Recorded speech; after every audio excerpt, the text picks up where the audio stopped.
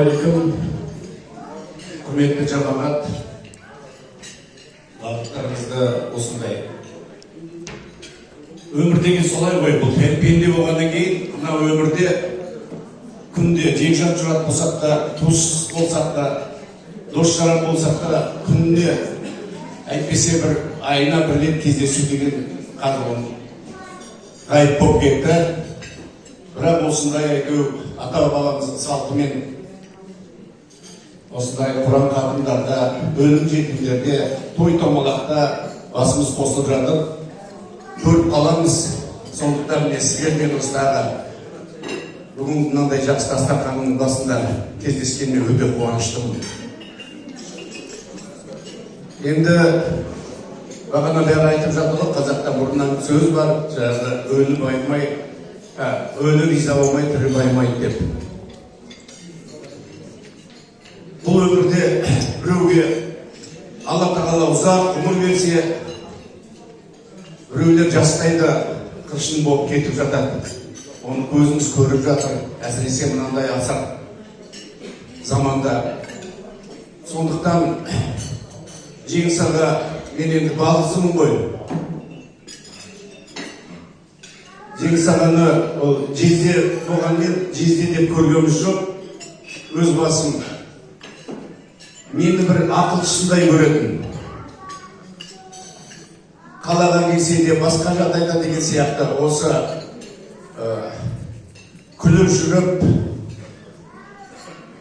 ақылын айтып, жақсылықтарын айтып, осы бәріміздің басымызды жиі қосуға, ынтымақта бірлікте жүруге ылғи соған ұшына сондай әрекет жасап жүретін.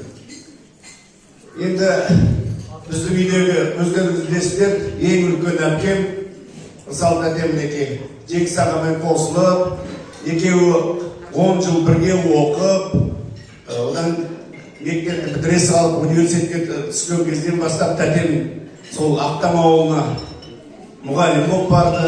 Алдында Қырғызстайда істеді 1 жыл. Содан бастап мінекей қосылды. Сол енді өз басым мынау текті жерден шыққан деп қазақ бекер айтпайды ғой. Мынау біздің Жанысбек атамыз, Күләй апамыз жазда уақыт бола қалса, ол кезде сүмбедеміз, мектепте оқимыз. Сонда бәрін тастай сап сол жаққа баратынмын. Сол кісілердің қолынан Күләй апаның қойып шайын ішіп, Жанысбек атамда бір елпектеп қалған сондай ел жұртына өте бір қадірлі, сондай ешкімге жаманшылық ойламайтын сондай атамыз еді. Ол кісімен де бірге болып әңгімелесіп деген сияқты сондай міне. Одан кейін енді Рамазан аға деп қоямын, бірақ Рамазан әкеміз ғой ол кісіде. Менің әкеммен құрдас, өздері дос болатын. Сол бір жағынан ол кездерде жастарда бәрі де айтқан тыңдайды ғой. Сол ойлаймын, жаңағы Сүйерхан апа мен Рамазан апа менің әке-шешеммен дос болып, араласып бірге жүріп, соның арқасында да мен Жеңіс ағаммен Рысаловпен осы қосылып кетті ғой деп ойлаймын. Өйткені ол кезде қарайды, көреді, бір-біріне деген сияқты міне.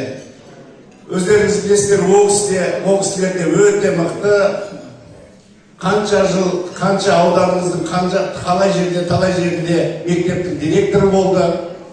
Сөзі қандай еді, бір адамға бір дауыс көтеріп сөйлемейтін адам. Сүйерхан апа да күліп қойып отыратын, екеуі де мұғалім мектепте. Бәрі көз алдымызда. Осы Асболат дегеннен бері соның бәрі көз алдымыздан өтіп жатыр. Қандай міне өмір деген сол екен. Тоқтамайды бір орында. Ештеңеге бой бермейді, көнбейді. Міне сол енді Жеңіс ағам, Рысалов тәтем екеуі мен ойлаймын, жаман өмір сүрген жоқ. Өте жақсы өмір сүрді. Екеуі де жоғары маманды, ол кездегі ең жаңағы Каспий деген ол атақты қазақтың қара шаңырағы. Сонда екеуі де сонда оқыды. Жеңіс ағам мынау өте өмірге құштар адам болатын. Барлық жағынан, қай жағынан болса да мінекей бірдей білетін, әдебиетке, әдебиетші, тарихшы, тарихты қалай, қазақтың бір тарихын білетін адамның біреуі болса, соның біреуі осы Жеңіс аға болатын. Әңгімесі қандай, дастан жырларды, басқа, одан кейін өмір бойы қолынан мандарины, жаңағы да домбырасы, қандай инструмент болсын, соны ойнайтын, бәрін ойнайтын. Сол жерде Тәтем екеуі бірігіп жүріп, бүткіл Ұйғыр ауданының тек қазақтар ғана емес, сол жерде тұрған басқа да тұрғылықты елдердің бәрінің тойын, бәрінің алғысын алып, бәрінің жаңағы жүргізген осы Жеңіс аға мен Тәтем міне. Сондықтан да екеуі бір-біріне бір басқа қабақпен қарағанын ешқашан көрген емеспін. Мынандай мінекей алтындай асықтай балаларын 4 қыз, 2 ұл. Енді міне бүгін тағы да жаңағы Ғабиденіме арнап беріп жатыр ғой. Жаңа айтып жатқаным сол қыршын бекетте. Сол мінекей үлкен Қарамашынаның несіне велосипедпен келіп жатыр. Сондай жағдай болды. Бәрімізге ауыр тиді. Содан соны көргеннен кейін, сондай бастан өткеннен кейін Жеңіс аға мен Ырысбек Тәтем бала шағасына пана болып, қастарынан шықпай, бәрі осы қалаға келген кезде солардың артынан қалаға келді. Бір кездерде осы Сәмбетімде музыкальный школаға, Ахмет Жұбанов атындағы музыкалық школаға түсіп, керемет оқыған, оқып, сөйді оқып жүрген кезінде